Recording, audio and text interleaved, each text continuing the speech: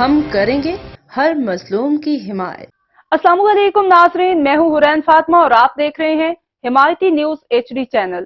نظر ڈالتے ہیں آج کی اہم خبر پر۔ Union council Padak government boys middle school Kaleem Malik Fateh Muhammad Hasni Padak میں سالانہ امتحانات 2023-2024 کے موقع پر اسکول کے انچارج عبدالحکیم چنال رزلٹ کا اعلان کر رہے ہیں۔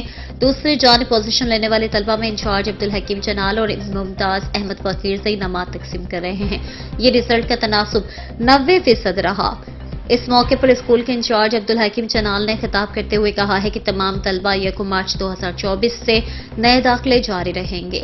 جو بچے اسکول سے باہر ان کو اسکول داخل کرائے اور تمام والدین اپنے بچوں کو اسکول میں داخل کرائے۔ آخر میں اسکول کے سینئر ٹیچر ممتاز احمد فقیرزئی نے تمام مہمانوں کا شکریہ ادا کیا اور ان کے اعزاز میں ٹی پارٹی دی گئی اور تمام طلبہ کو ہدایت کی ہے کہ 1 مارچ 2024 تمام طلبہ اپنے اسکول حاضر رہیں تاکہ نئے سیشن کی پڑھائی کا سلسلہ شروع کیا جا سکے۔